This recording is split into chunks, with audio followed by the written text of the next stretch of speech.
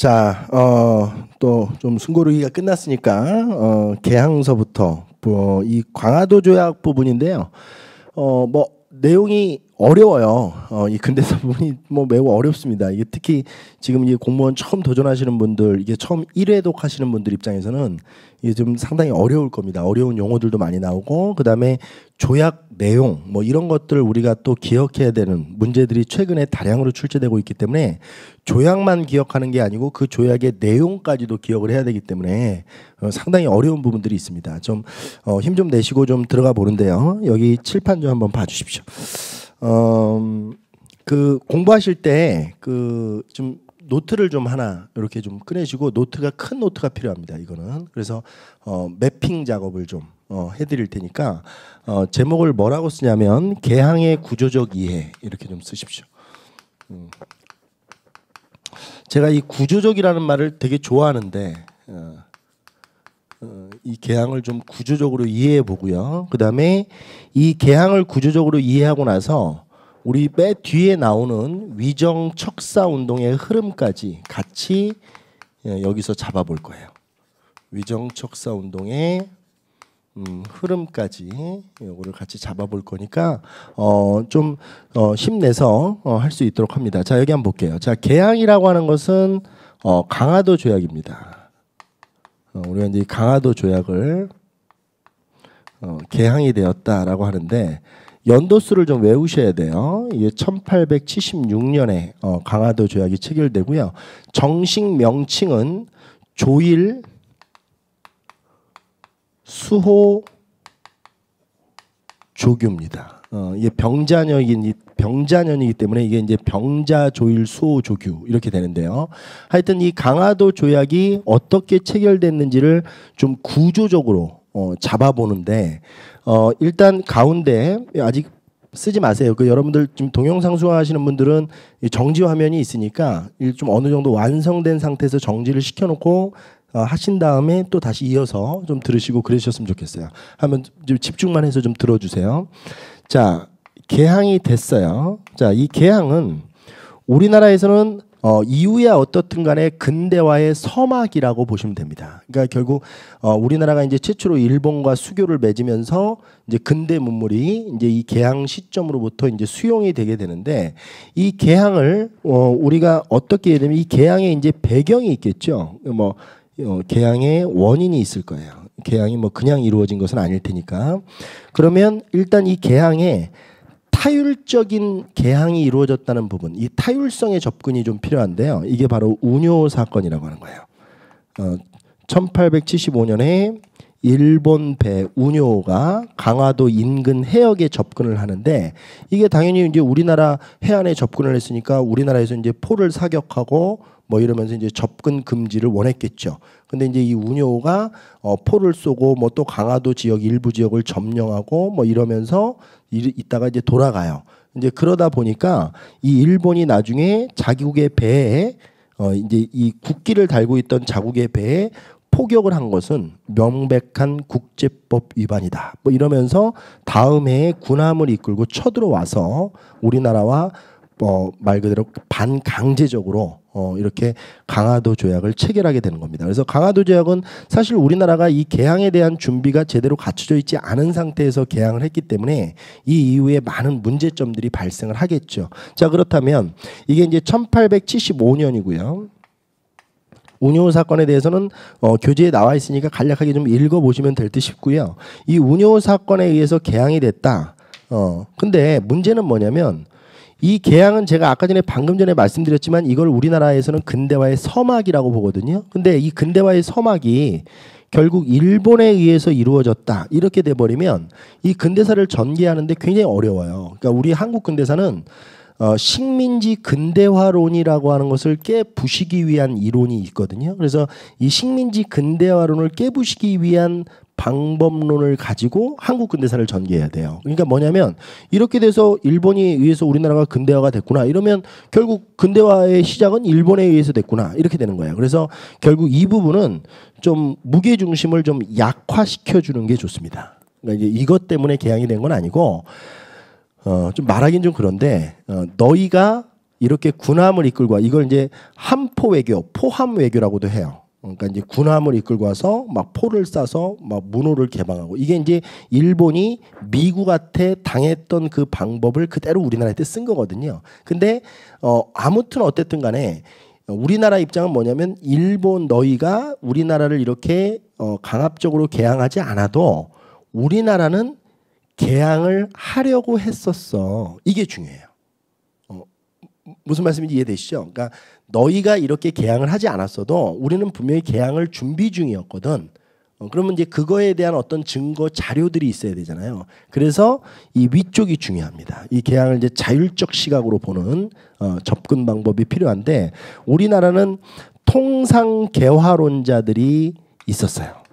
이 통상개화론자들은 흥선대원군 집권기인 1860년대서부터 활동을 하고 있었는데, 물론 흥선대원군이 집권하고 있을 때는 이 통상개화론이 그렇게 영향력을 미치지 못했겠죠, 국가 정책에. 왜냐하면 흥선대원군은 강력한 쇄국 정책을 하고 있었으니까 이 통상개화를 주장하는 사람들의 의견을 수렴하지 않았을 거예요. 그렇죠? 그러니까 이제 1860년대 이렇게 형성은 되고 있었는데, 흥선대원군이 하야를 하고 나서 이 통상개화론자들이 이제 정치에 이렇게 등장을 하게 되면서 뭔가 통상개화에 대한 목소리가 커져가고 있었다. 이게 중요해요.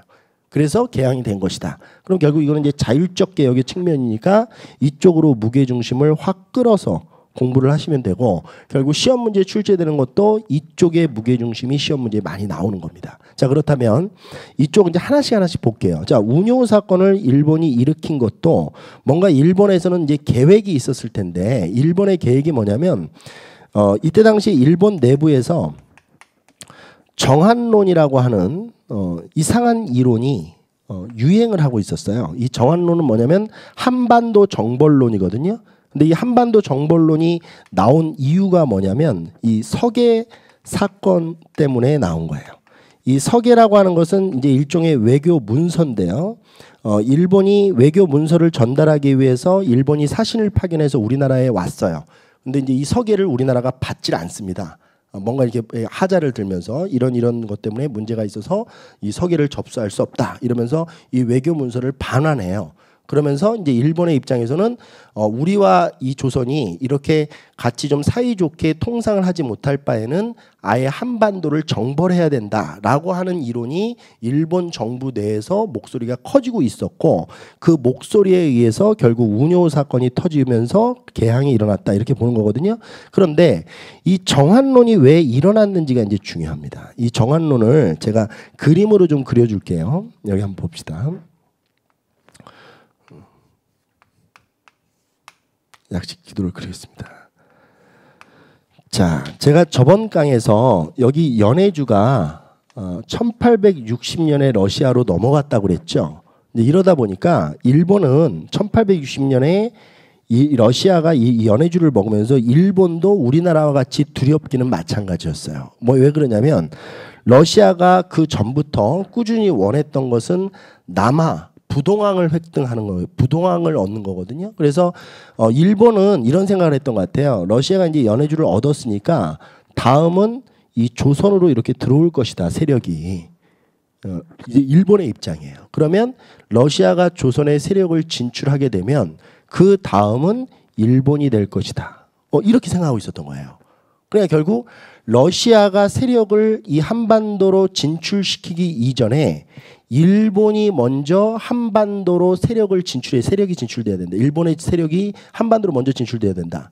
이게 정한론이에요. 그러니까 만약에 진출하지 못한다면 한반도를 먹어서라도 결국 일본을 보호할 수 있는 완충지대를 만들어야 된다는 거예요.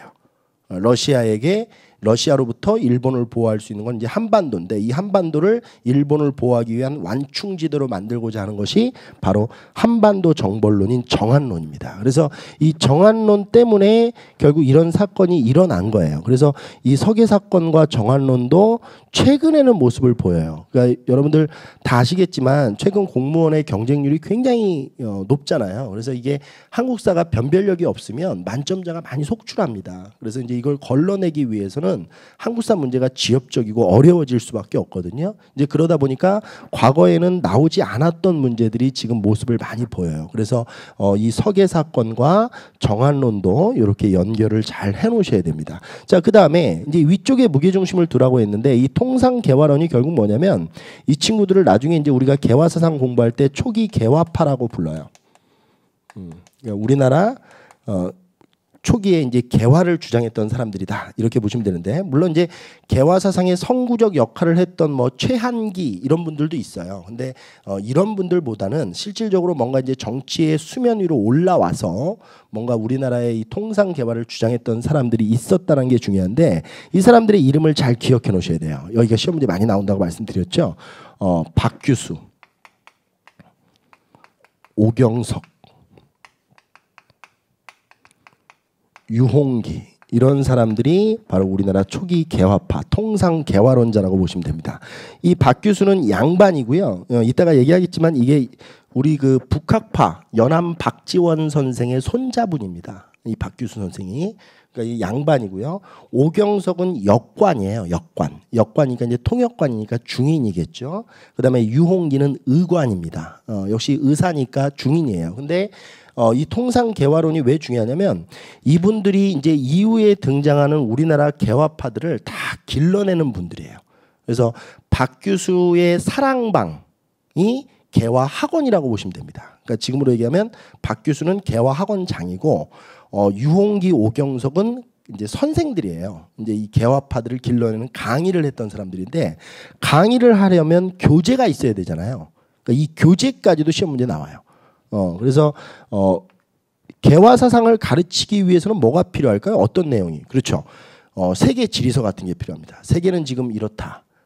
세계는 이렇게 변하고 있다. 그리고 세계 역사서 이런 게 필요하겠죠. 그래서 이 책들을 좀 외우셔야 되는데, 해국도지라는 책, 이거 아주 중요합니다. 그다음에 청나라 위원이라는 사람이 쓴 책인데요. 청나라 위원, 이것도 잘 기억하셔야 돼요. 해국도지와 영한지략을 구분하는 문제도 출제됩니다. 그러니까 해국도지는 그냥 청나라 위원 이것만 기억해요. 영한지략은 알 필요 없고, 왜냐하면 둘 중에 구분하는데 한 사람 것만 기억하면 되는 거 아니겠습니까? 그다음에 영한지략이라고 하는 책을 놓고 이 개화 학원을 운영했다 이렇게 보시면 돼요.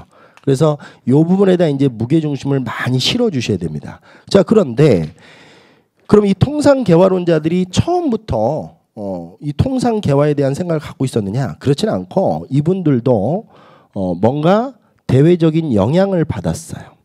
그래서 이 통상 개화론자들의 영향을 준 사건을 보면 청해 양무운동이라는 사건에 영향을 받은 겁니다. 양무운동을 보고 많은 걸 느낀 거죠. 이 박규수, 오경석, 유홍기 이런 분들이 개화의 필요성을 느낀 겁니다. 그리고 이 양무운동 때 청나라가 내걸었던 어떤 구호, 슬로건이 하나 있는데, 이게 중체서용이라고 하는 슬로건이에요.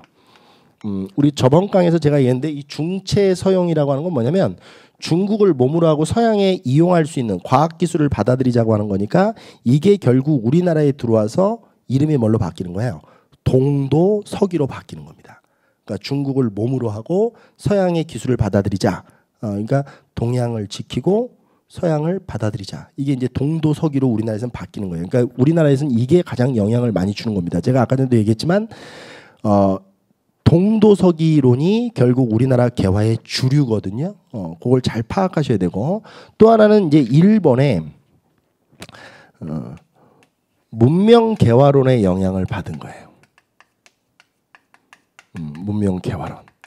그리고 이 문명 개화론, 후쿠자와 유키치의 문명 개화론에 의해서 일본이 뭐가 일어났다고 그랬죠? 그렇죠. 메이지 유신이 일어났죠. 그러니까 이런 거에 영향을 받은 겁니다. 근데 이제 문제는 우리가 이제 역사를 진행하는 과정에서 일본아, 너 때문에 이렇게 된 게 아니고 이렇게 된 거야라고 했는데, 문제는 여기에 또 일본이 있는 거예요. 그러니까 이제 우리나라 학자들은 머리가 아픈 거죠. 그런데 사실 보면 이거의 영향은 우리가 많이 안 받아요. 왜냐하면 아까 전에 계속 반복합니다. 우리나라 개화의 주류는 이거예요. 그러니까 이제 이 얘기를 해줘야 되거든요. 그럼 뭐냐면 우리는 너희의 영향을 받은 게 아니야. 중국의 영향을 받은 거야. 왜냐하면 우리나라 사람들은 중국의 영향을 받은 건 별로 안 쪽팔려 하죠. 근데 이제 일본의 영향을 받은 건 좀 창피해하는 경향이 있으니까 그런 의미로 해석하시면 될 듯 싶어요. 그래서 이 통상개화론은 결국 우리 18세기 후반에 북학파의 영향을 받은 거야. 이렇게 이제 연결이 됩니다. 그래서 아까 전에 이 북학파의 뭐 박지원이라든지 그다음에 박제가 우리 조선 후기사 실학할 때 했었죠. 박제가 그다음에 홍대용 이런 사람들의 영향을 받고 있는 것이다. 그리고 이 박규수라는 사람이 바로 이 연암 박지원 선생의 손자야. 이 바보야. 뭐 그러니까 이거보다는 어떻게 되든 간에 우리나라는 청의 영향. 이 북학이라는 게 결국 청의 선진 문물을 배우자는 거잖아요. 그러니까 결국 이쪽으로 이렇게 훑어서 가시면 되고 그다음에 여기엔 지금 나오지 않았는데요. 이게 이제 우리나라 18세기 그 중반이 되면 서인 노론 계열에서 호락 논쟁이라고 해서 인물성 동론, 인물성 이론 이런 게 일어나요. 그래서 이 북학파는 인물성 동론이라고 하는 이 이론의 영향을 받고 있다는 것도 기억하시면 됩니다. 그래서 호락 논쟁이라고 할 때 이게 이제 낭론에 해당이 되거든요. 인물성 동론이. 그래서 인물성 동론의 북학파로 북학파가 통상개화론으로 이렇게 계승된다. 이런 이제 연결고리를 여러분들이 만들어 놓으시고 어떻게 됐든 간에 일본 쪽에서 영향을 받은 그것은 무게를 좀 줄이는 그런 학습 과정이 필요하다. 이렇게 보시면 됩니다. 자, 그리고 결국 이제 이렇게 해서 개항이 됐는데 이 강화도 조약이라고 했죠. 제가 이걸 강화도 조약이라고 말씀을 드렸습니다. 자, 그런데 이 강화도 조약을 이따가 이제 자료를 분석을 할 거예요. 강화도 조약이 총 10관으로 구성이 되어 있는데 이 10개의 내용이 뭔지를 이제 분석을 하다 보면 이 강화도 조약의 역사적 의미는 우리나라 최초의 근대적 조약이면서 불평등 조약이다. 뭐 이렇게 이제 해석을 하시면 되거든요. 그럼 이제 이 불평등의 단서가 되는 조항들이 있을 거 아닙니까? 이제 그런 것들을 우리가 교재를 보면서 골라내는 연습을 하시면 되는데 여기서 이제 중요한 게 이건 이제 앞으로 나중에 공부하실 건데 이 강화도 조약이 체결되면서 사실 우리나라는 정치적인 변화가 많이 일어났을까요? 경제적인 변화가 많이 일어났을까요? 경제적인 변화가 많이 일어났겠죠. 그렇죠? 서구 문물이 막 이렇게 유입되니까 경제적인 어떤 많은 변화들이 일어나거든요. 그래서 일본과 우리나라가 수교를 하는데 10개를 가지고 10개의 조항을 가지고 이렇게 뭔가 이렇게 통상을 수교하고 문물을 교류할 수가 없으니까 이 강화도 조약에 부속 조약들이 맺어져요. 그래서 시험 문제는 경제사 할 때 이 부속 조약이 시험 문제에 더 많이 나옵니다. 그래서 일단 부속 조약의 내용은 경제사 할 때 할 거예요. 제가 해커스 교재는 우리가 지금 여기 바로 다이렉트로 들어가 있는데 경제사 할 때 하는 게 훨씬 더 효율적이거든요. 그래서 일단 이 부속 조약의 이름만 좀 보는데 강화도 조약을 제가 원래 이름이 뭐라고 그랬죠? 조일 수호 조규라고 했죠. 그러면 부속 조약이니까 조일 수호 조규 부록 이게 하나가 맺어집니다. 조일 수호 조규 부록. 말 그대로 외우긴 쉽죠. 말 그대로 부록이 하나 생긴 거예요. 그다음에 조일 무역 규칙. 그러니까 무역을 하는 데 있어서 필요한 규칙들이 만들어집니다. 이 조일 무역 규칙은 같은 말로 조일 통상 장정이라고도 불러요. 근데 이제 시험 문제 보면 이 조일 통상 장정이 이건 다 1876년입니다. 이 조일 통상 장정이 2차 조일통상 이게 이제 조일통상장정 개정이라고 하는데 1883년에 조일통상장정이 개정이 되거든요. 그래서 이 1차 조일통상장정과 2차 조일통상장정을 묻는 문제가 잘 나와요. 일단 그것만 기억하고 계세요. 경제사 할 때 해드릴 테니까 일단 이거를 조일통상장정이라고 부른다. 기억하시고요. 그리고 앞으로 근대사 공부할 때 뒤에 이렇게 조규라든지 조약으로 끝나지 않고 이렇게 뒤에 장정으로 끝나잖아요. 그럼 이거는 무조건 불평등 조약이에요. 그러니까 이게 우리나라를 이렇게 속방국의 위치로 보고 위에서 찍어 눌리면서 계획을 한 거거든요. 그러니까 조약을 체결한 거거든요. 그래서 이 조일 무역 규칙이 가장 불평등한 거예요. 그래서 이 조일 뒤에 장정이 들어가면 굉장히 이 종주국과 속방국 사이에 어떤 일방적으로 찍어 눌리면서 조약이 체결된 것이다. 이렇게 보시면 돼요. 나중에 이 내용이 이모군란 이후에 조청 상민 수륙 무역 장정에서 또 나옵니다. 그러니까 뒤에 장정이 붙으면 우리나라 경제에 큰 변화를 초래하고 우리나라가 큰 타격을 받는 거예요. 다. 이해되시죠? 뒤에 장정이 붙으면 하여튼 우리나라가 큰 타격을 받는 것이다. 이렇게 머릿속에 기억을 하시고 출발을 하셔야 됩니다. 자, 그 다음에 이거는 이제 경제사 할 때 해드린다고 제가 분명히 말씀을 드립니다. 그리고 이 조율통상장정이 개정된 거와 조율통상장정, 원래 조율통상장정을 구분하는 문제도 잘 나온다고 제가 말씀을 드렸어요. 자, 아무튼 강화도 조약이 일어나고 나서 우리나라는 본격적 근대 개혁에 착수를 하게 됩니다. 그래서 이 개항 이후에 우리나라는 근대적 개혁이 이제 이루어져요. 근대적 개혁이 추진된다. 이렇게 보시면 됩니다. 자, 그러면 이 근대적 개혁을 추진하기 위해서는 이 근대적 개혁을 추진하는 기구가 필요하겠죠. 그래서 이제 근대적 개혁 추진 기구를 하나 만드는데 그 기구를 통리기무아문이라고 부르는 거예요. 다시 한번 따라해 보세요. 뭐라고요? 통리기무아문 이렇게 부르는 겁니다. 그래서 밑에다 매핑을 좀 하세요. 지금 이제 끊고 나서 이거 좀 하시고 이렇게 좀 매핑을 따라오시면서 좀 들으시는 게 좋을 것 같아요. 통리기무아문이라고 하는 기구가 설치된다. 이렇게 기억을 좀 하시고요. 그리고 이제 이 통리기무아문 밑에 뭔가 이렇게 외교, 교통, 국방 이런 이제 분야별로 근대적 개혁에 착수하기 위해서 12개의 기구를 별도로 부속 기구를 만들어요. 이거를 12사라고 부릅니다. 다시 한번 외교, 교통, 국방 이런 이제 이 개별 분야에 그러니까 근대적 개혁을 개별 분야에 맞춰서 해야 되니까 이 분야별로 개혁을 착수하기 위해서 12사가 설치되는 겁니다. 그래서 이 12사 설치도 잘 기억을 좀 해 두셔야 돼요. 통리기무아문과 12사가 설치됐다. 그럼 말을 바꿔보면 결국 통리기무아문과 12사가 설치됐다는 것은 결국 뭐예요? 근대적 개혁이 추진되었다 이 얘기입니다. 자, 그러면 통리기무아문이 설치된 것을 우리가 이제 어떻게 보셔야 되냐면 결국 이게 우리나라 근대적 개혁 추진이 시작된 거잖아요. 이거는 그냥 연도를 외워버리세요. 이 통리기무아문은 1880년에 만들어지는 겁니다. 그래서 강화도 조약이 1876년이고요. 1880년에 통리기무아문이 이제 만들어지면서 우리나라는 본격적인 근대적 개혁이 추진된다 이렇게 보시면 되는데, 자, 제 얼굴 좀 한번 봐주십시오. 제가 이제 이 수험생들을 이렇게 수업하면서 오프라인 현장에서 이제 물어보면 이래요. 예. 우리나라 근대적 개혁이 언제 추진됐니? 이러면 예를 들어서 A라는 학생이 개항 이후요. 이거 맞아요. 그렇죠? 그다음에 내가 B라는 학생한테 물어봤어요. 똑같은 질문이에요. 우리나라의 근대적 개혁은 언제부터 추진됐니? 통리기무아문이 설치되고 나서요. 맞아요. 근데 이제 C라는 학생한테 물어봤어요. 우리나라 근대적 개혁이 언제부터 추진됐니? 근데 C라는 학생이 1880년부터요. 제가 볼 때는 이 학생이 지금 공무원 시험의 유형에 맞춰서 공부를 하고 있는 거예요. 그러니까 좀 외울 건 외워야 된다는 거죠.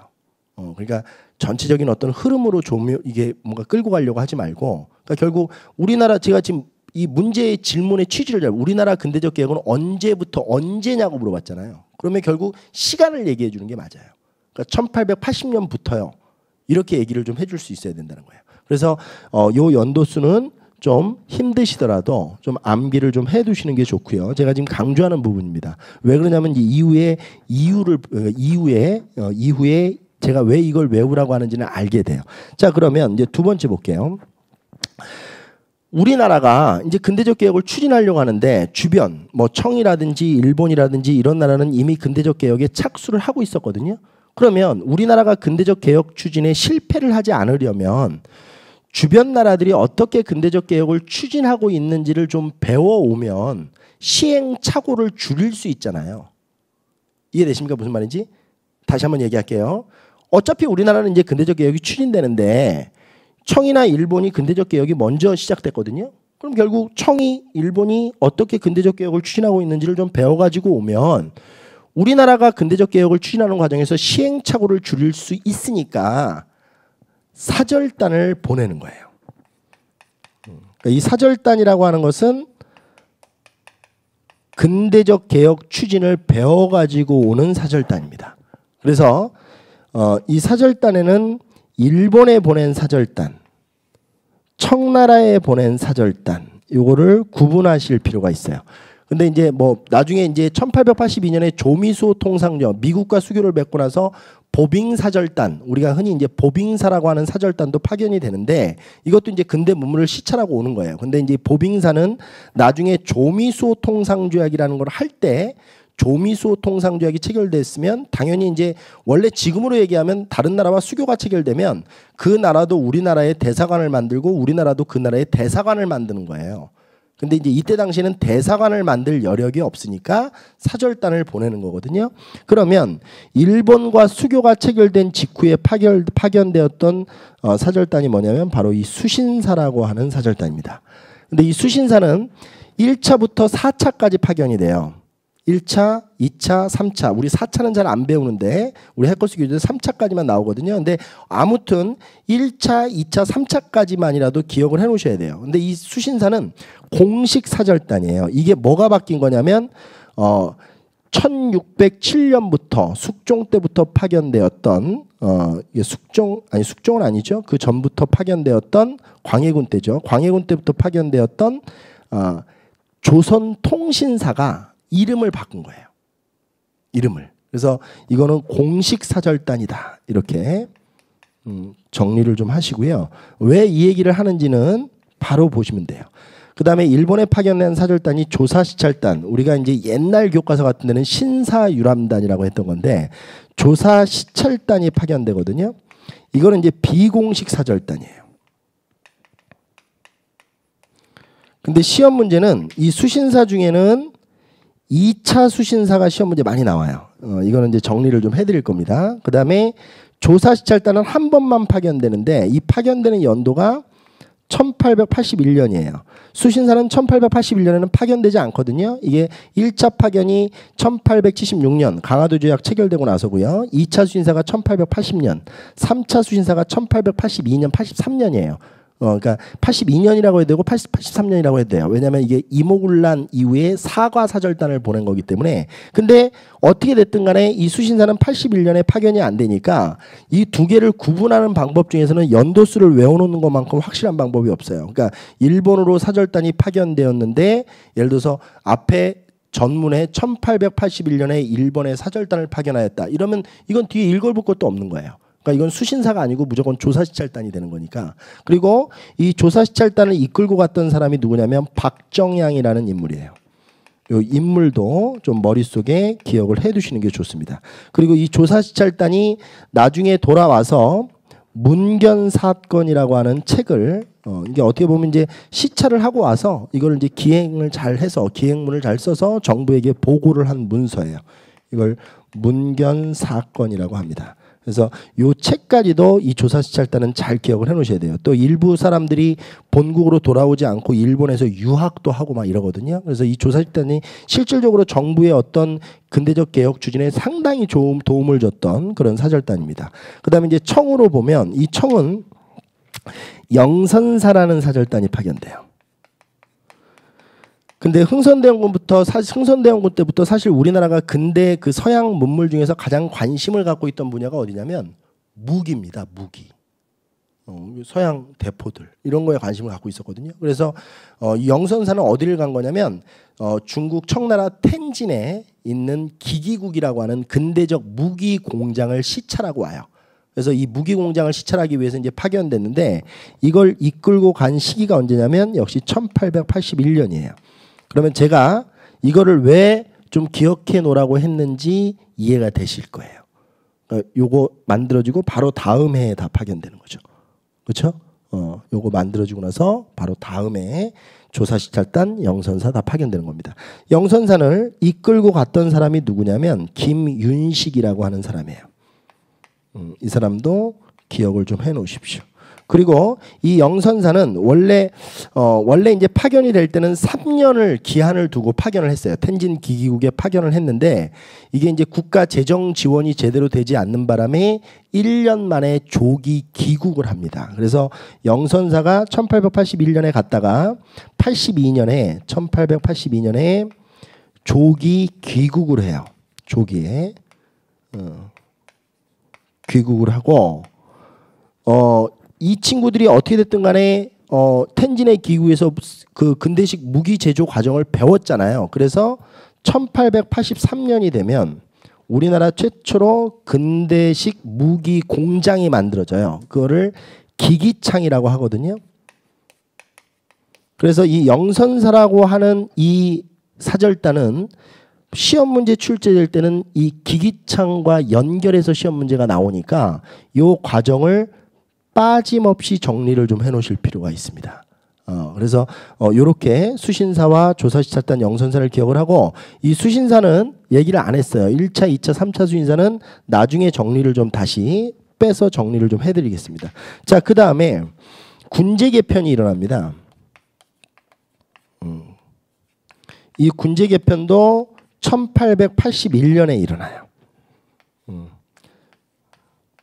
그러면 이제 이거를 다시 한번 얘기하겠습니다. 이거를 왜 외우라고 했는지 이제 이해가 되실 거예요. 자, 군제 개편 과정 한번 보겠습니다. 자, 우리나라는 원래 조선 후기 때 훈련도감, 어영청, 총용청, 수어청, 금이영이라고 해서 5군영 체제가 있었는데 이 구식군대인 5군영을 2영으로 줄여요. 2영으로. 이 2영은 무위영, 장어영 이렇게 두 개로 줄어듭니다. 무위영, 장어영 이렇게 두 개로 줄어들고요. 또 이거랑은 별도죠. 이건 이제 개편된 거는 아니고요. 5군영이 2영으로만 개편이 된 거고요. 신식군대인 별기군이 창설이 됩니다. 별기군이 창설이 돼요. 별기군도 1881년에 만들어지는 거거든요. 일본 교관 호리모토 레이조 이런 사람들이 와서 우리나라 이제 군인들을 훈련시키고 이러는 건데, 근데 중요한 건 이거예요. 자, 81년에 이렇게 이제 군제 개편이 일어나면서 5개 있던 게 2개로 줄었잖아요. 그럼 어떤 애들이 생겼겠어요? 자, 실직 군인들이 생기죠. 이거 중앙 군인들은 다 직업 군인이잖아요. 우리 이제 조선시대 배울 때 갑사라고 하는 애들인데, 그러면 결국 이게 실직 군인들이 생기니까 열받겠네요. 실직된 군인들은. 그죠? 직장에서 잘리는데 기분 좋은 사람이 누가 있겠어요. 그러니까 이제 실직 군인들이 뭐 시발 뭐 이러고 있었겠죠. 그리고 이 이영과 이제 이영은 남아 있는데 이 이영과 별기군 사이에서 이 둘 사이에서 차별 대우가 일어나요. 그러니까 이 이영에게는 급료 지급이 제대로 되지 않거든요. 그래서 1881년 다음 년이 무슨 년이에요? 이게 이모년이죠. 그래서 이모년에 이 구식군인들이 반란을 일으키는 이모군란이 발생을 하는 겁니다. 그래서 이렇게 정리를 좀 하면서 이모군란이 이렇게 일어났구나. 뭐 이런 것들도 여러분들이 좀 스토리로 이렇게 만들어서 좀 접근을 하셔야 돼요. 자, 그러면 여기 한번 보겠습니다. 자, 그러면 요 개항이 이제 있었어요. 자, 개항 이후에 파란색으로 좀 할까요? 강화도 조약이라고 하는 것은 다시 한번 얘기합니다. 강화도 조약이라고 하는 것은 우리나라 최초의 조약이자 불평등 조약이에요. 이 개항 이후에 우리나라는 이제 하나씩 서양 각국과 수교가 맺어져요. 서양 각국과 수교가 맺어집니다. 서양 각국과 이제 수교를 맺게 돼요. 요걸 이제 정리를 좀 해드리면 제일 먼저 서양 중에서 제일 먼저 수교를 맺은 나라는 미국입니다. 그리고 이게 이제 1882년이고요. 연도수는 쓰지 마세요. 뭐 이렇게 흐름으로 연결하시면 되니까. 그 다음에 영국, 독일 이 나라들과 1880년에 수교를 맺어요. 83년에. 그 다음에 러시아, 조로 통상조약인데 이 나라와 1884년에 수교를 맺습니다. 그 다음에 뭐 오스트리아, 벨기에 이런 나라들은 빼고요. 우리나라에 전혀 영향을 주지 않는 나라니까 이 프랑스가 1886년에 조프 통상조약이라는 게 체결이 됩니다. 자, 그렇다면 여기서 우리가 좀 하나 좀 살펴봐야 될 게 있는데요. 이게 순서를 물어보는 경우가 있어요. 근데 이게 순서를 우리 수험생들이 이게 문제가 나오니까 아 이거 외워야 되는구나 이러지 마시고 이해를 한번 해보자고요. 이 제일 중요한 거는 최초로 맺은 나라가 미국입니다. 그래서 이 미국이 왜 서양 중에서 최초로 우리나라와 수교를 맺었는지 그 이유를 이제 분석을 하셔야 돼요. 자, 그러려면 이제 이 수신사에 대한 이해가 필요합니다. 갑자기 수신사 얘기를 왜 하는지는 이제 한번 들어보세요.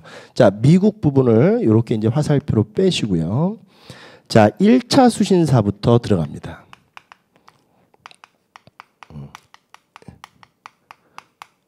1차 수신사부터 들어가는데 1차 수신사는 강화도 조약이 체결됐던 1876년에 김기수라는 사람을 파견을 해요. 뭐 이 사람이 뭐 일동기유라고 하는 뭐 이제 책을 쓰고 오는데 이건 알 필요 없고요. 하여튼 김기수를 파견해요. 1차 수신사는 의미가 없어요. 그러니까 수교를 맺었으니까 사절단을 당연히 의례적으로 보낸 거다 이렇게 보시면 되고요. 그다음에 2차 수신사 요게 이제 중요합니다. 이따가 박스를 좀 쳐줄게요. 2차 수신사로 1880년에 김홍집이라고 하는 사람이 파견이 돼요. 그 다음에 이제 3차 수신사는 이모군란 이후에 이제 사과하기 위해서 파견된 건데 이거는 이제 1883년이라고 하셔도 되고 82년이라고 하셔도 돼요. 요게 이제 박영효라는 사람이 파견이 돼요. 그래서 다시 한번 얘기하지만 여기 보세요.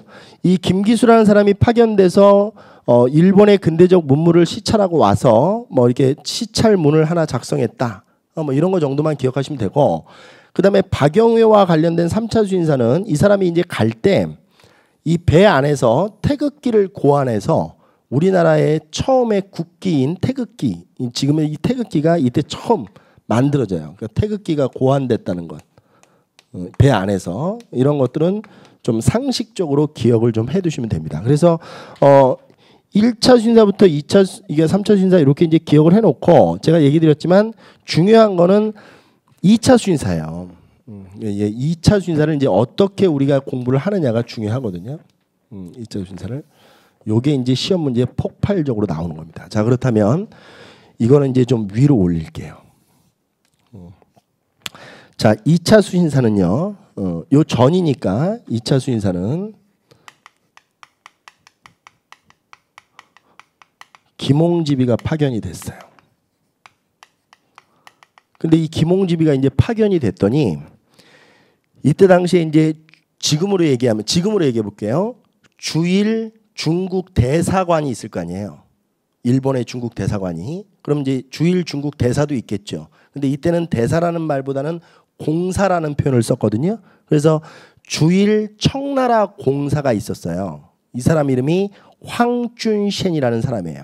근데 이 황준셴이라는 사람이 그러니까 말 그대로 지금으로 얘기하면 대사니까 외교관이니까 이 동북아시아의 어떤 외교에 대해서 좀 해박한 지식과 안목을 갖고 있었을 거 아니에요. 그래서 이 사람이 외교 서적을 많이 써요. 집필을 하는데 이 사람이 쓴 책 중에서 사이 조선 책략이라는 책이 있었어요. 근데 조선 책략이라는 게 뭐냐면 조선이 앞으로 어떤 방향으로 나아가야 되느냐 이거거든요. 그러니까 결국 김홍집이가 갔더니 황준셴이라는 사람이 쓴 조선 책략이라는 책이 있다는 걸 알게 됐어요. 그럼 김홍집이가 당연히 읽어보고 싶겠죠. 자기가 조선 사람인데 조선이 앞으로 어떤 방향으로 나아가야 되느냐 이걸 써놓은 건데 안 읽어보고 싶겠어요? 그러니까 이제 책을 읽었어요. 읽었는데 이 김홍집이가 깊은 감동을 받아요. 그래? 야, 이거 괜찮은데? 뭐 이제 이렇게 된 거예요. 그래서 이 김홍집이가 이제 본국으로 돌아올 때 이 조선 사이 조선 책략이라는 책을 한 20여 권을 이렇게 가지고 들어와요. 그러면서 이제 조선 책략이 김홍집에 의해서 유포가 되기 시작하거든요, 국내에. 그런데 자, 정리 한번 해 봅시다. 자, 2차 수신사 김홍집과 관련돼 있는 것은 이 사람이 황준셴의 조선 책략을 유포시킨다는 거예요. 국내에. 황준셴의 원래 이름대로 쓸게요. 사이 조선 책략. 여러분들은 조선 책략 이렇게 공부하셔도 돼요. 이 책을 이제 유포를 시키는데 가지고 와서 그렇다면 이 책이 어떤 내용을 갖고 있느냐 이게 중요합니다. 이 책의 핵심 내용은 조선은 앞으로 무조건 러시아를 막아야 돼요. 러시아를 못 막으면 조선은 없어지는 거예요. 그러니까 이 사이 조선 책략의 핵심 내용은 러시아를 막는 방책을 써놓은 겁니다. 그래서 이걸 방러책이라고 보시면 돼요. 그래서 이 러시아가 이때 당시 대단히 세계적으로 왕따 국가거든요. 이거 완전히 왕따예요. 그래서 이 러시아를 막는 것을 이제 중국 사람 입장에서 쓴 거죠. 조선이 어떻게 러시아를 막아야 되느냐. 그래서 러시아를 막는 방법으로 어떻게 했냐면 중국과 조선은 친하게 지내고 그다음에 미국과 연합하고 일본과 결합해라. 이게 이제 러시아를 막는 방법으로 황준신이가 제안을 한 겁니다. 그래서 친중 연미 결일해라. 뭐 이렇게 얘기를 하고 있는 건데 이게 이제 유포가 되니까 사람들이 읽어봤을 거 아닙니까? 근데 읽으니까 사람들이 이제 어떤 생각을 하게 되냐면 이런 생각을 하게 되는 거예요. 친중. 중국과는 원래 친했잖아. 그렇죠? 결일. 이게 결일 아니에요? 그잖아요. 강화도 조약이 결일이잖아요. 그럼 결국 남은 거는 뭐밖에 안 남은 거예요? 그렇죠. 연미밖에 안 남은 거예요. 그러니까 미국과 연합하라는 거죠. 그래서 결국 우리나라가 미국과 수교를 맺는 우리나라가 서양과 수교를 맺는 과정에서 미국과 제일 먼저 수교를 맺은 이유는 바로 조선 책략의 영향이 있었던 겁니다. 그래서 이 미국과 수교 이 부분에서 이 조선 책략이라는 책을 옆에다 이렇게 잘 써놓으셔야 돼요.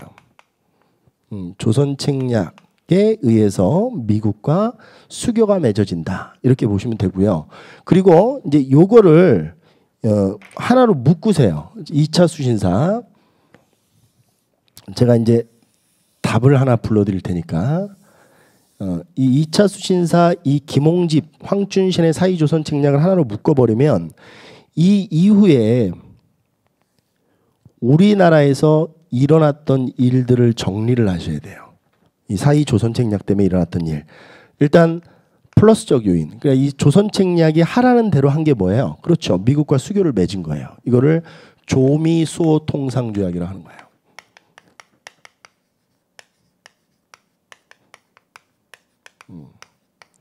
몇 년이에요? 1882년에 미국과 수교를 맺은 거예요. 그러니까 연도수 보면 딱 떨어지죠. 2차 수신사로 갔던 게 1880년이고 이게 이제 80년에 이렇게 유포가 되면서 82년에 미국과 수교가 맺어졌구나. 이렇게 보시면 되고요. 근데 마이너스적 사건이 있어요. 이게 뭐냐면 지금 이쪽 한번 볼까요? 여기서부터 한번 보겠습니다. 이게 쭉 여기서부터 일로 쭉 가는 거를 우리가 지금 제가 뭐라고 했냐면 개항을 구조적으로 이해해 보자라고 했어요. 근데 이거를 좀 한 발짝으로 이렇게 띄어서 보시면요. 이게 개항의 구조적 이해가 아니고 우리나라 근대화 과정이죠.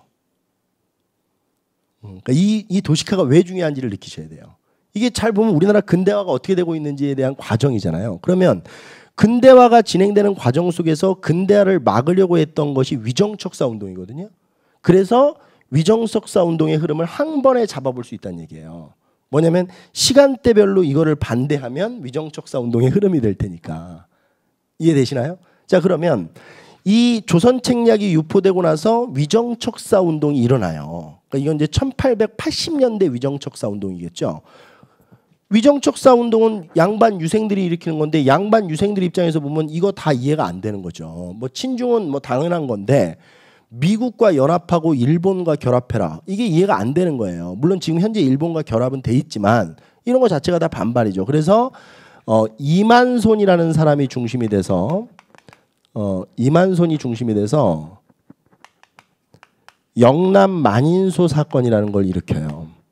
양반 유생들이 이제 집단 탄원서를 낸 것이다 이렇게 보시면 돼요. 영남 만인소 사건이 일어난다 이렇게 보시면 되거든요. 그러니까 결국 이거는 이제 이만손의 영남 만인소 사건을 보면 뭐를 씹고 있는 거예요. 그렇죠. 조선 책략을 막 씹고 있는 거예요. 뭐라고? 미국과 연합해? 미친 거 아니야? 뭐 이런 거죠. 그리고 야 러시아도 오랑캐고 미국도 오랑캐고 일본도 오랑캐인데 얘는 맞고 얘는 친하게 지내고 누구는 잘해주고 누구는 박하게 하면 러시아가 가만히 있겠어? 러시아가 쳐들어오면 어떻게 할 거야? 뭐 이제 이런 얘기들을 영남 만인소 사건에서 하고 있는 거예요. 우리 해커스 교재 뒤에 보면 이 영남 만인소 상소문이 자료로 제시가 돼 있습니다. 그러니까 일단 그러면 이제 제가 얘기해 볼게요. 사료에 조선책략이라는 사료가 주어졌어요. 잘 들어보세요 지금. 근데 조선책략이라는 사료가 주어진 걸 어떻게 하느냐? 읽어보면 돼요. 읽어보면 이런 내용이 나와 있다는 얘기예요. 러시아를 막는 것이 가장 급한 일이고 러시아를 막으려면 친중 연미 결의해라 이렇게 써 있어요. 그러면 우리 수험생들은 이걸 읽으면서 아 이거 조선책략이구나 이렇게 찾으시면 되고 발문을 보면 뭐라고 돼 있냐면 다음 제시된 자료 이후에 나타난 조선의 정치 사회적 상황으로 알맞은 것을 보기 위해서 고른 것은 이런 문제가 나오면 이거 두 개를 고르면 된다는 얘기예요. 이거는 이게 답이 공식화되어 있는 거예요. 그러니까 조선 책략이 뜨면 자료로 뜨면 이거 두 개가 답이다 이렇게 보시면 됩니다. 그리고 이 조선 책략은 시험 문제 많이 나온다. 그리고 제가 저번 강에서 이 러시아가 연해주를 차지하면서 대부분의 나라들에게 왕따가 됐다는 것 그리고 이 러시아가 결국 우리 연해주를 먹고 우리나라와 국경을 접하면서 우리나라가 러시아를 바라보는 반러적 경향 이런 것들이 바로 이 조선 책략에 와서 결국 극점을 찍게 된다 이렇게 보시면 됩니다. 그래서 여러분들이 이게 정리를 좀 이렇게 해놓으시면 돼요. 그리고 이 밑으로 다시 한번 내려와 볼게요. 자 한번 다시 보겠습니다.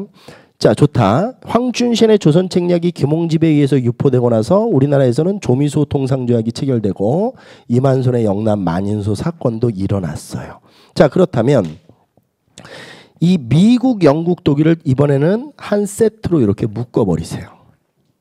이렇게 묶고 이거는 뭐를 또 기억하셔야 되냐면 이 미국과 영국, 독일 이 세 나라와 수교를 맺는데 적극적으로 청나라가 알선을 해줘요. 이걸 중간에서 청에 알선이 있었는데 청나라가 알선을 했다는 거예요. 그러면 청나라가 미국, 영국, 독일과 이렇게 수교를 맺는데 왜 알선해 줬느냐? 이게 이제 시험 문제 나오는 거거든요. 그러면 이쪽으로 다시 한번 볼게요. 자, 개항이 되고 나서 우리나라는 일본과 이제 근대적 문물을 교류하면서 이렇게 막 쭉 진행이 되고 있었어요. 그러면 청의 입장에서는 사실 이 강화도 조약 체결 이전에는 사실 우리나라가 중국과의 무역량이 절대적이었거든요. 우리 조선 후기 때 배웠던 뭐 책문후시, 중강 계시후시 뭐 이러면서 이제 중국과 청과의 무역량이 절대적이었는데 이것이 강화도 조약 한 방으로 확 엎어졌단 말이야. 그러니까 이제 청나라는 사실 조선에 대한 입장차를 보면 좀 불안한 거죠. 어떻게 보면 이제 이게 누구 거는 아니겠지만 조선을 일본한테 마치 뺏긴 것 같은 느낌이 들었을 거 아니겠습니까? 그러면 청의 입장에서는 과거서부터 조선에 대한 어떤 종주권이라고 하는 그러니까 이게 어떻게 보면 조선에 대한 가장 이 권한은 이 청이 가지고 있었는데 이것이 일본으로 넘어간 거라고 생각이 들었을 거 아니에요. 그럼 이제 청의 입장에서는 뭔가 이런 상황 속에서 뭔가 이 기회 반전의 계기가 필요했던 거예요. 그래서 어차피 조선이 미국, 영국, 독일과 이제 수교를 맺는 것은 기정사실화되어 있는 거고 세계적 흐름이니까 이 과정에서 중국이 적극적인 역할을 하는 거죠. 그러면서 이 조선에 대한 종주권이 나한테 있다는 것을 외국 세력들한테 보여주고 싶었던 거예요. 그러니까 쉽게 얘기하면 제가 청이에요. 야 조선 일로 와봐. 야 양끼 일로 와봐 너도. 야 일로 와. 털 만져줘 좋아해. 막 이러면서 이제 얘기를 하는 거예요. 그러면서 앞으로 친하게 지내. 그리고 잘 지내. 근데 이제 생각해 보세요. 미국의 입장에서는 얘랑 수교를 맺으려고 하는데 지금 중국이 막 이러고 있는 거예요. 이제 미국이 이게 이제 슈펠트 제독이라고 하는 사람인데 이 사람이 원래는 이제 이게 청의 알선 목적이 실질적으로 이제 종주권 유지 목적을 명시해 달라고 했는데 이걸 이제 미국이 거부하면서 이게 실질적으로 명시되지는 않지만 슈펠트 제독 입장에서 보면 중국한테 물어봤을 거 아니에요. 야, 너 뭔데 내가 얘랑 수교했는데 네가 와서 그래? 그러니까 이제 이 중국의 말이 재밌는 거예요. 야, 너 사실 모르는데 내 얘 아빠야. 이게 이제 중요해요. 그럼 이제 미국은 조선한테 뭐야 아빠야? 이제 조선은 뭐 그런 것 같은데요. 뭐 또 이러고 있으니까 그러니까 이게 청의 의도는 아주 분명한 거죠. 그래서 이 청나라 알선의 목적은 정리를 좀 해둘 필요가 있어요. 이런 것들이 이제 근대사 배우면서 되게 재밌거든요. 왜냐하면 논리적으로 흐름을 이해하면서 따라오는 거니까 결국 청의 알선 목적은 조선에 대한 종주권 확인 목적이 있었다. 이게 아주 중요하고요. 그 다음에 두 번째는 러시아, 일본을 견제하기 위한 목적이 있었던 거예요. 이때 당시에 이제 연해주와 인접해 있는 러시아, 그 다음에 조선에게 세력을 떨치고 있는, 세력을 미치고 있는 일본, 이런 세력을 한 방에 미국, 영국, 독일과 연합을 해서 좀 견제하고자 했던 거죠. 그래서 러일 견제 목적을 가지고 있다. 요게 청나라가 알선했던 목적이다. 이유다. 이렇게 보시면 돼요. 그리고 또 미국과 수교가 제일 먼저 맺어지는 것도 사실은 청나라가 적극적으로 미국과의 수교를 알선을 해요. 조선에게. 그러니까 이 황춘신이라는 사람이 중국 사람이잖아요. 그러니까 이게 적극적으로 알선도 하고 이러면서 미국과 수교를 제일 먼저 체결을 하게 되는 겁니다. 그리고 그 밑에 보면 러시아는 이제 1800년 이거는 이제 갑신정변 이후에 조로통상조약이 체결되는데 이 러시아는 독자 교섭이에요. 그러니까 이건 청나라가 알선을 해주지 않겠죠. 당연히 생각해 보세요. 러시아를 견제하려고 하는 건데 이 러시아를 청나라가 알선해 주겠어요? 그러니까 이거는 독자 교섭을 맺는 겁니다. 그러니까 러시아가 그냥 혼자 썰매 타고 내려와서 이렇게 맺고 돌아가는 거예요. 이건 이제 독자 교섭이다. 이렇게 보시면 요게 순서를 외우지 않고도 좀 이렇게 마인드 매핑이 돼서 머릿속에 이렇게 좀 쭉 그려질 수 있도록 하시는 게 중요하다는 얘기예요. 이걸 막 글자로 외우려고 하지 마시고. 그리고 프랑스와의 수교가 가장 늦게 맺어지는데 우리나라와 좀 관계가 있었던 나라들 중에서는 프랑스가 사실 가장 늦게 맺어지는데 이 프랑스와의 수교가 가지고 있는 의미가 있어요. 왜 프랑스가 사실 수교가 가장 늦게 맺어지냐, 이거 아주 중요해요. 왜냐하면 사실 우리나라에 어떻게 보면 제일 먼저 접근을 하고 있던 나라는 프랑스거든요. 근데 프랑스와 이렇게 프랑스가 다른 나라에 비해서 수교가 늦게 맺어진 이유는 조선 정부가 프랑스랑 수교를 맺으면 천주교 포교 활동을 공식적으로 인정해야 된다는 부담감을 갖고 있었다는 거예요. 그래서 이게 미루고 이랬던 거거든요. 그러니까 결국 우리가 이제 시험 문제에서 천주교와 관련된 나라는 무조건 프랑스예요. 그러니까 이 프랑스와 수교를 그럼 맺었다는 것은 뭐를 보여주는 거예요? 우리나라에서 공식적으로 천주교 포교 활동이 언제부터 인정받았느냐 이렇게 물어보면 조프통상조약 이후 이렇게 되는 거예요. 그래서 밑에다 뭐라고 써놓으시냐면 천주교 포교 활동 인정 이렇게 써놓으시면 나중에 공부하실 때 이렇게 떠오르실 거예요. 그래서 천주교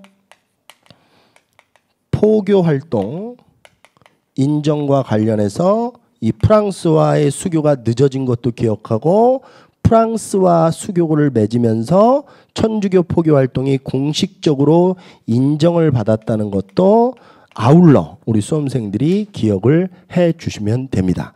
자, 그러면 이제 제일 중요한 거예요. 잘 보겠습니다. 제가 지금부터 이제 하는 얘기 잘 들으셔야 돼요. 다시 한번 갑니다. 자, 이제 매핑이 좀 그려졌을 텐데요.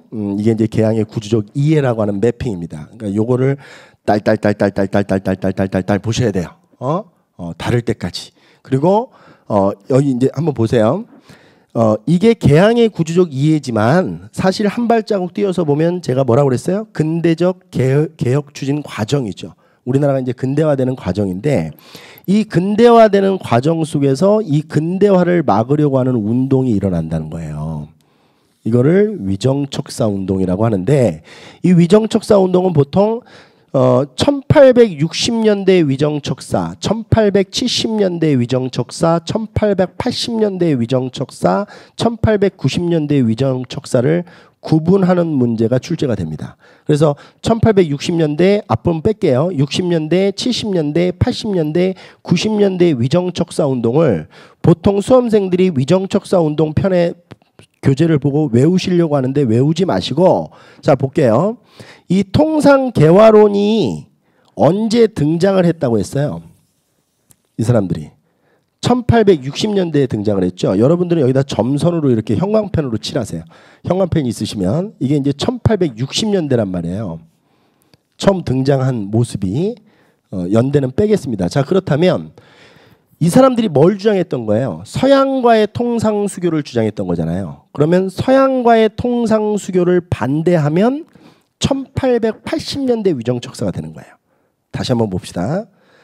서양과의 통상수교를 반대하면 1860년대, 80년대가 아니고 1860년대 위정척사 운동이 되는 건데, 그럼 1860년대라는 시간은 흥선대원군이 집권하고 있던 시기죠. 그러면 결국 이 1860년대 위정척사 운동을 했던 사람들은 흥선대원군의 통상수교 거부 정책, 이 대외 정책의 이념적 기반을 제공해주고 있던 사람들이네요. 이 말이 이해되셔야 돼요. 다시 한번 1860년대 이 통상개화론이 처음 등장을 해요. 이 사람들은 우리나라가 서양과 통상수교를 해야 된다라고 주장을 했던 사람들이에요. 그렇다면 이 사람들의 말을 반대하면 1860년대 위정척사 운동가들이 되는데, 1860년대는 흥선대원군 집권기이므로 이 1860년대 위정척사 운동가들은 흥선대원군의 통상수교 거부 정책이라고 하는 대외 정책의 이념적 기반을 제공해주고 있던 사람들이다. 이게 중요합니다. 1860년대는. 대표적인 인물은 이항로, 기정진 이런 사람들이에요. 이건 이제 이따가 다시 한번 정리를 하겠습니다. 자, 그 다음에 1870년대로 넘어오면 우리나라에 있었던 가장 중요한 일이 뭐예요? 바로 이 개항이죠. 개항. 이 개항이 1870년대라. 여러분들은 형광펜으로 점선으로 칠하세요. 그럼 이게 1870년대 개항이에요. 그러면 위정척사 운동을 펼쳤던 사람들 입장에서는 일본과의 수교를 반대했을 거 아니에요. 개항을. 그러니까 이 개항을 반대하면 1870년대 위정척사 운동이 되는 거예요. 이거를 반대하면. 그러니까 이거를 반대하면 1860년대 위정척사. 개항을 반대하면 1870년대 위정척사 운동. 이렇게 되는 거죠. 그러면 1870년대 위정척사 운동은 쉽게 얘기하면 이런 거죠. 일본과 수교 맺지 말아라. 대표적인 사람이 누구냐면 면함 최익현 선생인데, 이 최익현 선생이 오불가론이라고 해서 일본과 수교를 맺지 말아야 될 5가지 이유를 써서 상소를 제기해요. 근데 이 오불가론의 핵심 내용이 뭐냐면 외양일체론이라고 하는 거예요. 외놈은 양끼랑 똑같은 거다. 그러니까 양끼랑 수교를 맺지 말듯이 외놈이랑도 수교를 맺으면 안 된다. 이게 1870년대 개항 반대론이라고 하는 위정척사 운동이 되는 겁니다. 자, 그렇다면 1880년대로 와볼게요. 1880년대는 이 통리 기무화문을 중심으로 보는 거예요. 이게 딱 80년에 만들어졌잖아요. 그러면 통리 기무화문이 뭐 하기 위해서 설치된 기구예요? 근대적 개혁을 추진하기 위한 기구니까 근대적 개혁 추진을 반대하면 1880년대 위정척사 운동이 된다는 거예요.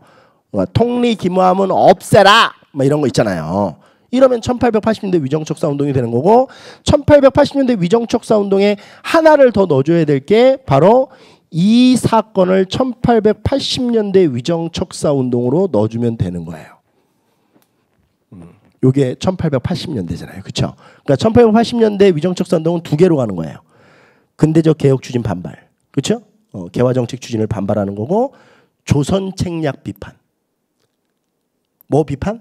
조선 책략 비판. 이러면 1880년대 위정척사 운동이 되는 거예요. 자, 그렇다면 이제 마무리인데요. 위정척사 운동이 그러면 왜 이 흐름을 잡는 게 중요하냐? 이 위정척사 운동은 대부분 양반 유생들이 펼쳤던 거거든요. 이 양반 유생들이 이제 1890년대로 가면 1895년에 을미개혁이라는 게 추진되면서 단발령이 선포돼요. 그리고 이제 을미사변, 그 전에 물론 일어난 거지만 명성황후 시해 사건과 이 을미개혁 당시의 단발령 때문에 을미의병이라는 게 일어나는데, 의병사는 나중에 정리를 할 겁니다. 죄송합니다. 이 을미의병이 발생하는데, 이 을미의병이 대부분 양반 유생들이거든요. 그러니까 이제 이 외놈을 막으려고 하는 거 아니에요. 그래 결국 이 위정척사 운동은 의병으로 계승되기 때문에 위정척사 운동이 중요한 거예요. 이게 이제 구한말 의병을 만드는 거죠. 위정척사 운동이. 그러면 이 의병이 이제 을미의병, 을사의병, 정미의병 이렇게 해서 쭉 의병사가 전개되거든요. 그리고 정미의병 이제 마지막에 보면 남한대 토벌작전 이후에 1909년 남한대 토벌작전 이후에 우리나라 의병들이 이제 거의 없어지고 살아남은 의병들이 대부분 해외로 넘어가요. 해외로 넘어가면서 이분들이 독립군이 돼요. 그러면 일제시대까지 영향을 미치는 아주 중대한 운동이죠. 왜냐하면 실질적으로 일제시대 때 공부하는 데 있어서 우리 수험생들이 가장 힘든 게 뭔지 알아요? 항일 무장투쟁의 역사를 공부하는 건데 이 항일 무장투쟁의 역사를 만들어낸 사람들이 바로 이 사람들이란 말이에요. 계승으로 보면. 그러니까 지금 이 도식화는 제가 몇 번을 강조해도 중요한 도식화예요. 단순히 우리나라 개화정책 추진 과정만을 보는 것도 아니고 이걸 통해서 위정척사 운동의 흐름까지 잡아보는 거니까 그러면 여러분들은 밑에다 필기를 하세요. 제가 이제 공간이 없으니까 저는 저쪽으로 옮길 테니까 여기다 1860년대, 1870년대, 1880년대, 그다음에 마지막에 1890년대 위정척사 운동을 좀 정리를 할 수 있도록 하게요. 이 자체에다 정리하셔야 돼요. 여러분들은 따로 떼면 매핑이 되질 않습니다. 그러니까 바로 형광펜으로 쭉쭉 칠해가지고 이렇게 대립 표시하면서 여러분들이 정리를 좀 해주시면 돼요. 자, 한번 보겠습니다. 1860년대 위정척사 운동입니다.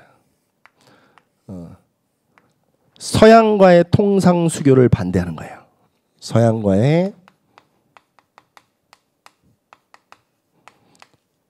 통상수교를 반대하는 것이다. 한자로 쓰면 척화주전론이다. 이렇게 보시면 돼요. 화치는 안 된다. 무조건 서양론과는 싸워야 된다. 이렇게 보시면 되고요. 그 다음에 이제 두 번째 대표적인 인물인데요. 화서 이항로 선생. 이 사람 잘 기억해야 돼요. 이 사람 호가 화서라는 호인데요. 왜 제가 화서만 써주냐면 화서집이 잘 발췌돼요. 시험 문제. 그러니까 화서집이 나오면 1860년대. 그러니까 서양론과 통상수교를 하지 말아라. 뭐 이런 얘기를 하고 있는 거고요. 그 다음에 기정진 이런 분들이 1860년대 위정척사 운동을 전개했던 분들이고 이항로 기정진 하면 또 하나 기억해 주셔야 될 게 아까 전에 했던 흥선대원군의 대외정책의 이념적 기반을 제공해 주고 있던 사람들이다. 흥선대원군의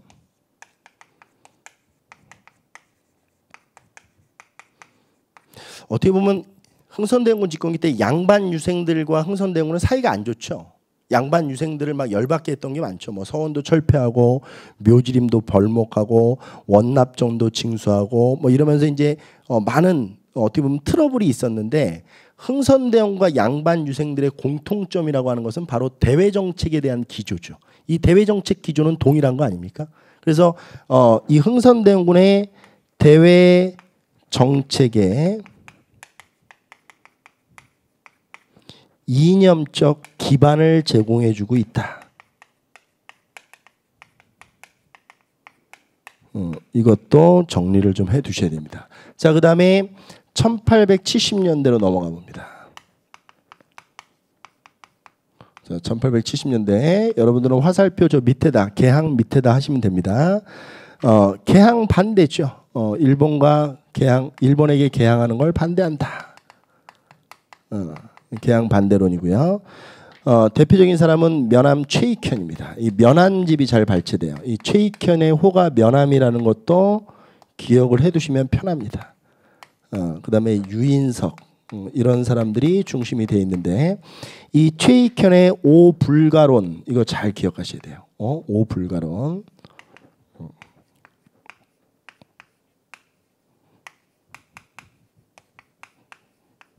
아주 중요합니다. 그래서 이 오불가론 내용 중에서 5가지 이유를 들어서 개항 반대 이론을 피력을 하는데 이 중에서 핵심 내용이 외놈은 양끼랑 같다. 이게 외양일체론이라고 하는 겁니다. 그래서 이 최익현 선생의 외양일체론이 1870년대 위정척사 운동으로 아주 많이 자료로 제시가 되니까 기억을 꼭 하시고요. 그 다음에 1880년대로 넘어올게요. 여러분들은 어떻게 쓰라고 그랬죠? 자, 통리기무하문 밑에다 저렇게 반대편 화살표를 치고 그러면 근대적 개혁 추진 반대. 근대적 개혁 추진 반대.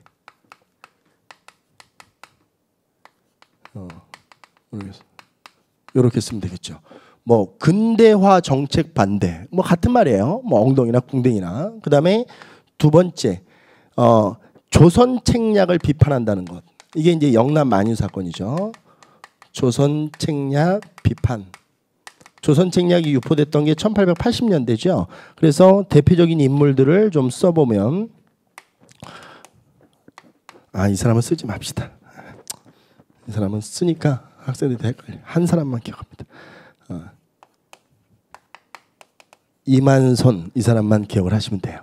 이 사람만. 그래서 요 1860년대, 1870년대, 1880년대 위정척사 운동을 정리를 해놓으시고 그 다음에 마무리는 여러분들은 이제 요 매핑 마지막 부분에다 1890년대 위정척사 라고 쓰시고 이게 이제 을미의병을 만드는 거예요. 90년대 1895년에 을미의병을 탄생시키면서 이 위정척사 운동이 구한말 의병으로 의병화된다는 게 아주 중요합니다. 요렇게 하면 자 다시 이쪽으로 와볼게요. 요렇게 하면 개항의 구주적 이해와 위정척사 운동의 흐름을 한 장의 도식화로 잡는 수업이 되는 겁니다. 그리고 여러분들은 다시 한번 얘기하지만 너무너무 중요한 내용이고 너무너무 시험 문제에 많이 나오는 것들이니까 기억을 좀 하시면 돼요. 그리고 여기다 추가로 이제 여러분들이 이게 써놓으셔도 돼요. 나중에 이제 공부하시면서 미국과 수교를 맺고 나서 아까 얘기했지만 보빙사가 파견되죠. 그럼 여기다 이제 화살표 치고 보빙사 파견 1883년 뭐 이런 것도 연결해서 쓰자. 이렇게 보빙사 뭐 이런 것들도 1883년에 파견되니까 이게 이제 조미소 통상조약 체결 이후잖아요. 이런 것들도 이제 써놓으시면 됩니다. 그리고 공부하시면서 이제 생각을 하셔야 될 게 이런 문제 나오면 헷갈려요. 조미소 통상조약이 먼저 체결된 거예요. 이만손의 영남 만유 사건이 먼저 일어난 거예요. 이 두 개가 다 이거라며요. 이게 먼저 일어났겠죠. 그러니까 이 영남 만유 사건은 결국 미국과 수교를 맺는 걸 막으려고 하는 거 아니에요. 그러면 미국과 수교를 맺기 전에 막으려고 했겠죠. 맺고 나서 뭐 막으려고 하지는 않았겠죠. 그러니까 이런 것들도 아주 조밀조밀하게 생각을 해가면서 좀 짝짝짝짝짝 공부를 하셔야 돼요. 이게 제가 이번 강의가 기본 이론편이라서 지금 요 정도까지만 하는 겁니다. 이제 여기서 이제 막 파생이 되기 시작하면 막 엄청나게 또 복잡한 도식화가 만들어지거든요. 근데 사실은 요 정도만 기억을 해놔도 대부분 문제는 맞출 수 있어요. 한 95%는 요 부분에서 나오는 문제들은 다 여기서 소화가 됩니다. 자, 여기까지 해서 우리가 이제 어디까지 한 거냐면 그 20쪽, 21쪽을 한 거고요. 그다음에 이 조미소 통상조약의 내용, 강화도 조약의 내용은 이따가 알아볼 거예요. 그다음에 그 밑에 보면 위정척사 운동이 몇 페이지에 들어있더라? 내가 아까 전에 봤더니 34쪽에 보면 위정척사 운동, 개화정책에 대한 반발이라고 해서 34페이지에 쭉 정리되어 있는데 이것도 다 끝낸 겁니다. 한 장으로. 그래서 이렇게 정리를 좀 하시고요. 좀 숨고르기 좀 하고 이어서 갈 수 있도록 하겠습니다. 다음 시간에는 아까 전에 했던 강화도 조약도 좀 분석 좀 해보고요. 그다음에 조미소 통상조약의 내용이 뭔지 뭐 이런 것들도 좀 분석을 해서 살을 좀 붙이는 작업을 할 수 있도록 하겠습니다. 그리고 이모군란, 갑신정변 이런 사건들도 다음 시간에 정리를 좀 할 수 있도록 하겠습니다. 자, 수고하셨습니다.